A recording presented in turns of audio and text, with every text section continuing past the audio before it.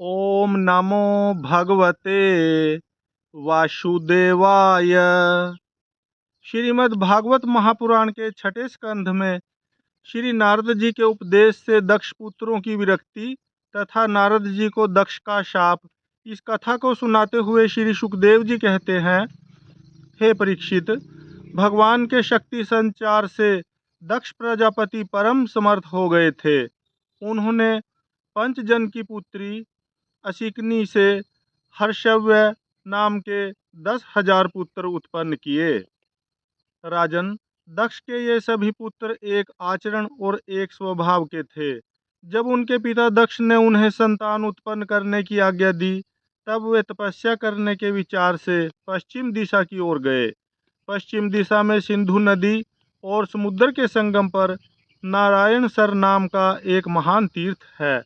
बड़े बड़े मुनि और सिद्ध पुरुष वहाँ निवास करते हैं। नारायण सर में स्नान करते ही हर्यश्वों के अंतःकरण शुद्ध हो गए। उनकी बुद्धि भागवत धर्म में लग गई। फिर अपने पिता दक्ष की आज्ञा से बंधे होने के कारण वे उग्र तपस्या ही करते रहे। जब देवर्षि नारद ने देखा कि भागवत धर्म में रुचि होने पर भी ये प्रजा वृद्धि के लिए ही तत्पर हैं, तब उन्होंने उनके पास आकर कहा, हरे हर्यश्वो, तुम प्रजापति हो तो क्या हुआ? वास्तव में तो तुम लोग मूर्ख ही हो। बतलाओ तो, जब तुम लोगों ने पृथ्वी का अंत ही नहीं देखा, तब सृष्टि कैसे करोगे? बड़े खेद की बात है। देखो, एक ऐसा देश है जिसमें एक ही पुरुष है, एक ऐसा बिल है जिससे बाहर निकलने का रास्ता ही नहीं है, एक ऐसी स्त्री है जो बहुरूपिणी है, एक ऐसा पुरुष है जो व्यभिचारिणी का पति है, एक ऐसी नदी है जो आगे पीछे दोनों ओर बहती है, एक ऐसा विचित्र घर है जो 25 पदार्थों से बना है, एक ऐसा हंस है जिसकी कहानी बड़ी विचित्र है, एक ऐसा चक्र है जो छुरे एवं वज्र से बना हुआ है और अपने आप घूमता रहता है। मूर्ख हर्यश्वो, जब तक तुम लोग अपने सर्वज्ञ पिता के उचित आदेश को समझ नहीं लोगे और इन उपर्युक्त वस्तुओं को देख नहीं लोगे, तब तक उनके आज्ञा अनुसार सृष्टि कैसे कर सकोगे? श्री सुखदेव जी कहते हैं, परीक्षित, हर्यश्व जन्म से ही बड़े बुद्धिमान थे। वे देवर्षि नारद की यह पहेली, ये गूढ़ वचन सुनकर अपनी बुद्धि से स्वयं ही विचार करने लगे। देवर्षि नारद का कहना तो सच है। यह लिंग शरीर ही, जिसे साधारणतः जीव कहते हैं, पृथ्वी है और यही आत्मा का अनादि बंधन है। इसका अंत विनाश देखे बिना मोक्ष के अनुपयोगी कर्मों में लगे रहने से क्या लाभ है? सचमुच ईश्वर एक ही है। वह जागृत आदि तीनों अवस्थाओं और उनके अभिमानियों से भिन्न उनका साक्षी तुरीय है। वही सबका आश्रय है, परंतु उसका आश्रय कोई नहीं। वही भगवान है। उस प्रकृति आदि से अतीत नित्य मुक्त परमात्मा को देखे बिना भगवान के प्रति असमर्पित कर्मों से जीव को क्या लाभ है? जैसे मनुष्य बिल रूप पाताल में प्रवेश करके वहां से नहीं लौट पाता, वैसे ही जीव जिसको प्राप्त होकर फिर संसार में नहीं लौटता, जो स्वयं अंतर ज्योति स्वरूप है, उस परमात्मा को जाने बिना विनाशवान स्वर्ग आदि फल देने वाले कर्मों को करने से क्या लाभ है? यह अपनी बुद्धि ही बहुरूपणी और सत्व रज आदि गुणों को धारण करने वाली वह व्यभिचारिणी स्त्री के समान है। इस जीवन में इसका अंत जाने बिना, विवेक प्राप्त किए बिना अशांति को अधिकाधिक बढ़ाने वाले कर्म करने का क्या प्रयोजन ही है? यह बुद्धि ही उल्टा स्त्री के समान है। इसके संग से जीव रूप पुरुष का ऐश्वर्य, इसकी स्वतंत्रता नष्ट हो गई है। इसी के पीछे पीछे वह उल्टा स्त्री के पति की भांति न जाने कहाँ कहाँ भटक रहा है। इसकी विभिन्न गतियों चालों को जाने बिना ही विवेक रहित कर्मों से क्या सिद्धि मिलेगी? माया ही दोनों ओर बहने वाली नदी है। यह सृष्टि भी करती है और प्रलय भी। जो लोग इससे निकलने के लिए तपस्या, विद्या आदि तट का सहारा लेने लगते हैं, उन्हें रोकने के लिए क्रोध, अहंकार आदि के रूप में वह और भी वेग से बहने लगती है। जो पुरुष उसके वेग से विवश एवं अनभिज्ञ है, वह मायिक कर्मों से क्या लाभ उठावेगा। ये 25 तत्व ही एक अद्भुत घर हैं। पुरुष उनका आश्चर्य में आश्रय है। वही समस्त कार्य कारणात्मक जगत का अधिष्ठाता है। यह बात न जानकर सच्चा स्वातंत्र्य प्राप्त किए बिना झूठी स्वतंत्रता से किए जाने वाले कर्म व्यर्थ ही हैं।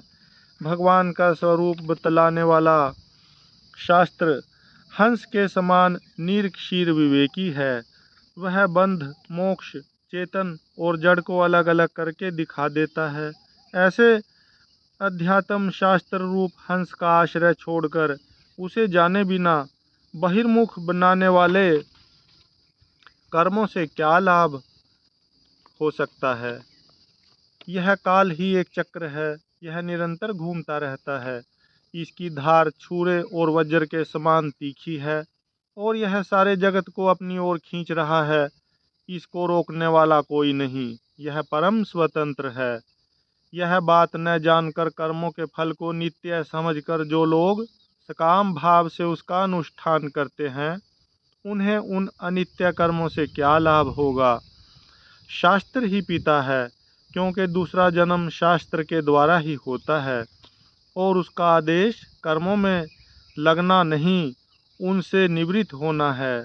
इसे जो नहीं जानता, वह गुणमय शब्द आदि विषयों पर विश्वास कर लेता है। अब वह कर्मों से निवृत्त होने की आज्ञा का पालन भला कैसे कर सकता है।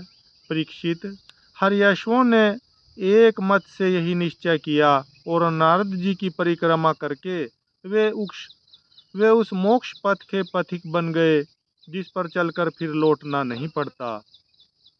इसके बाद देवर्षि नारद स्वर ब्रह्मा में संगीत लहरी में अभिव्यक्त हुए। भगवान श्री कृष्ण चंद्र के चरण कमलों में अपने चित्त को अखंड रूप से स्थिर करके लोक लोकांतरों में विचरने लगे। परीक्षित, जब दक्ष प्रजापति को मालूम हुआ कि मेरे शीलवान पुत्र नारद के उपदेश से कर्तव्यच्युत हो गए हैं, तब वे शोक से व्याकुल हो गए। उन्हें बड़ा पश्चाताप हुआ। सचमुच अच्छी संतान का होना भी शोक का ही कारण है। ब्रह्मा जी ने दक्ष प्रजापति को बड़ी सांत्वना दी। तब उन्होंने पंचजन नंदिनी अस्किनी के गर्भ से 1000 पुत्र और उत्पन्न किए। उनका नाम था सबलाशव। वे भी अपने पिता दक्ष प्रजापति की आज्ञा पाकर प्रजा सृष्टि के उद्देश्य से तप करने के लिए उसी नारायण सरोवर पर गए, जहां जाकर उनके बड़े भाइयों ने सिद्धि प्राप्त की थी। सब लाशवों ने वहां जाकर उस सरोवर में स्नान किया। स्नान मात्र से ही उनके अंतःकरण के सारे मल धुल गए।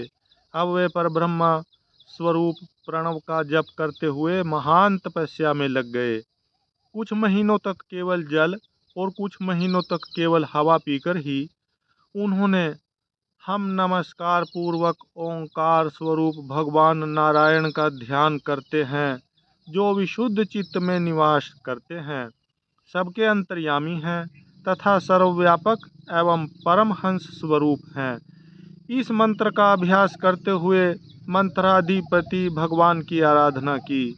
परीक्षित, इस प्रकार दक्ष के पुत्र शबलाशव प्रजा सृष्टि के लिए तपस्या में संलग्न थे। उनके पास भी देवर्षि नारद आए और उन्होंने पहले के ही समान कूट वचन कहे।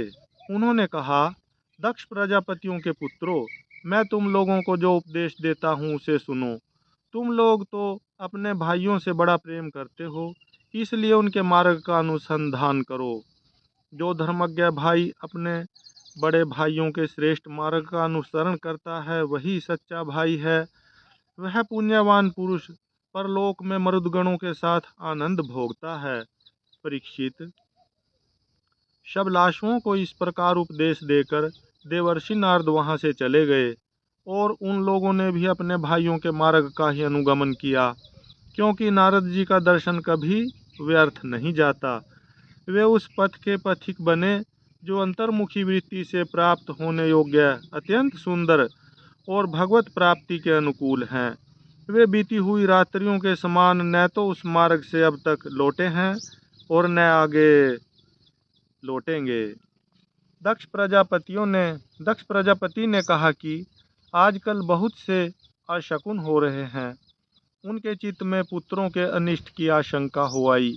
इतने में ही उन्हें मालूम हुआ कि पहले की भांति अब की बार भी नारद जी ने मेरे पुत्रों को चौपट कर दिया। उन्हें अपने पुत्रों की कर्तव्यच्युति से बड़ा शोक हुआ और वे नारद जी पर बड़े क्रोधित हुए। उनके मिलने पर क्रोध के मारे दक्ष प्रजापति के होठ फड़कने लगे और वे आवेश में भरकर नारद जी से बोले। दक्ष प्रजापति ने कहा, ओ दुष्ट, तुमने झूठ मूठ साधुओं का बाना पहन रखा है। हमारे भोले भाले बालकों को भिक्षुकों का मार्ग दिखाकर तुमने हमारा बड़ा अपकार किया है। अभी उन्होंने ब्रह्मचर्य से ऋषि ऋषि ऋषि ऋण, यज्ञ से देव ऋण और पुत्रोत्पत्ति से पितर ऋण नहीं उतारा था। उन्हें अभी कर्म फल की नश्वरता के संबंध में भी कुछ विचार नहीं था, परंतु पापात्मन तुमने उनके दोनों लोकों का सुख चौपट कर दिया। सचमुच तुम्हारे हृदय में दया का नाम भी नहीं है। तुम इस प्रकार बच्चों की बुद्धि बिगाड़ते फिरते हो। तुमने भगवान के पार्षदों में रहकर उनकी कीर्ति में कलंक ही लगाया। सचमुच तुम बड़े निर्लज हो। मैं जानता हूँ कि भगवान के पार्षद सदा सर्वदा दुखी प्राणियों पर दया करने के लिए व्यग्र रहते हैं, परंतु तुम प्रेम भाव का विनाश करने वाले हो। तुम उन लोगों से भी वैर करते हो जो किसी से वैर नहीं करते। यदि तुम ऐसा समझते हो कि वैराग्य से ही स्नेह पाश विषयाशक्ति का बंधन कट सकता है, तो तुम्हारा यह विचार ठीक नहीं, क्योंकि तुम्हारे जैसे झूठ मूठ वैराग्य का स्वांग भरने वालों से किसी को वैराग्य नहीं हो सकता। नारद, मनुष्य विषयों का अनुभव किए बिना उनकी कटुता नहीं जान सकता, इसलिए उनकी दुख रूपता का अनुभव होने पर स्वयं जैसा वैराग्य होता है, वैसा दूसरों के बहकाने से नहीं होता। हम लोग सदगृहस्थ हैं, अपनी धर्म मर्यादा का पालन करते हैं। एक बार पहले भी तुमने हमारा असह्य अपकार किया था, तब हमने उसे सह लिया। तुम तो हमारी वंश परंपरा का उच्छेद करने पर ही उतारू हो रहे हो। तुमने फिर हमारे साथ वही दुष्टता का व्यवहार किया। इसलिए मूढ़, जाओ लोक लोकांतरों में भटकते रहो, कहीं भी तुम्हारे लिए ठहरने को ठौर नहीं होगी। श्री सुखदेव जी कहते हैं, परीक्षित, संत शिरोमणि देवर्षि नारद ने बहुत अच्छा कहकर दक्ष का शाप स्वीकार कर लिया। संसार में बस साधुता इसी का नाम है कि बदला लेने की शक्ति रहने पर भी दूसरे का किया हुआ अपकार सह लिया जाए। दक्ष प्रजापति की 60 कन्याओं के वंश का विवरण सुनाते हुए श्री सुखदेव जी कहते हैं, परीक्षित, तदंतर ब्रह्मा जी के बहुत अनुनय विनय करने पर दक्ष प्रजापति ने अपनी पत्नी असिकनी के गर्भ से 60 कन्याएं उत्पन्न की। वे सभी अपने पिता दक्ष से बहुत प्रेम करती थी। दक्ष प्रजापति ने उनमें से 10 कन्याएं धर्म को, 13 कश्यप को, 27 चंद्रमा को, 2 भूत को, 2 अंगिरा को, 2 कृशाशव को और शेष 4 ताक्षर्य नामधारी कश्यप को ही ब्याह दी। परीक्षित, तुम इन दक्ष कन्याओं और इनकी संतानों के नाम मुझसे सुनो। इन्हीं की वंश परंपरा तीनों लोकों में फैली हुई है। धर्म की 10 पत्नियां थी, भानु, लंबा, ककुभ, जामी, विश्वा, साध्या, मरुत्वती, वसु, मुहूर्ता और संकल्पा। इनके पुत्रों के नाम सुनो। राजन, भानु का पुत्र देव ऋषभ और उसका इंद्रसेन था। लंबा का पुत्र हुआ विद्धोत और उसके मेघगण। ककुभ का पुत्र हुआ संकट, उसका किकट, और किकट के पुत्र हुए पृथ्वी के संपूर्ण दुर्गों किलों के अभिमानी देवता। जामी के पुत्र का नाम था स्वर्ग और उसका पुत्र हुआ नंदी। विश्वा के विश्वदेव हुए, उनके कोई संतान न हुई। साध्या से साध्यगण हुए और उनका पुत्र हुआ अर्थसिद्धि। मरुत्वती के दो पुत्र हुए, मरुत्वान और जयंत। जयंत भगवान वासुदेव के अंश हैं, जिन्हें लोग उपेंद्र भी कहते हैं। मुहूर्ता से मुहूर्त के अभिमानी देवता उत्पन्न हुए। ये अपने अपने मुहूर्त में जीवों को उनके कर्मानुसार फल देते हैं। संकल्पा का पुत्र हुआ संकल्प और उसका काम। वसु के पुत्र 8 वसु हुए, उनके नाम मुझसे सुनो: द्रोण, प्राण, ध्रुव, अर्क, अग्नि, दोष, वसु और विभावसु। द्रोण की पत्नी का नाम है अभिमति। उससे हर्ष, शोक, भय आदि के अभिमानी देवता उत्पन्न हुए। प्राण की पत्नी ऊर्जस्वती के गर्भ से सह, आयु और पुरोजव नाम के 3 पुत्र हुए। ध्रुव की पत्नी धरणी ने अनेक नगरों के अभिमानी देवता उत्पन्न किए। अर्क की पत्नी वासना के गर्भ से तर्ष, तृष्णा आदि पुत्र हुए। अग्नि नामक वसु की पत्नी धारा के गर्भ से द्रविगण आदि बहुत से पुत्र उत्पन्न हुए। कृति का पुत्र स्कंद भी अग्नि से ही उत्पन्न हुए। उनसे विशाख आदि का जन्म हुआ। दोष की पत्नी शर्वरी के गर्भ से शिशुमार का जन्म हुआ। वह भगवान का कलावतार है। वसु की पत्नी अंगिरसी से शिल्प कला के अधिपति विश्वकर्मा जी हुए। विश्वकर्मा के उनकी भार्या कृति के गर्भ से चाक्षुष मनु हुए और उनके पुत्र विश्वदेव एवं साध्यगण हुए। विभावसु की पत्नी उषा से 3 पुत्र हुए, वयुष्ट, रोचिष और आतप। उनमें से आतप के पंचयाम दिवस नामक पुत्र हुआ। उसी के कारण सब जीव अपने अपने कार्यों में लगे रहते हैं। भूत की पत्नी दक्ष नंदिनी स्वरूपा से स्वरूपा ने कोटि कोटि रुद्रगण उत्पन्न किए।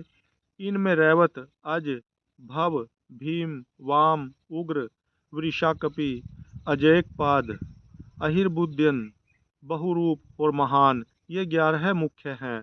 भूत की दूसरी पत्नी भूता से भयंकर भूत और विनायकादि का जन्म हुआ।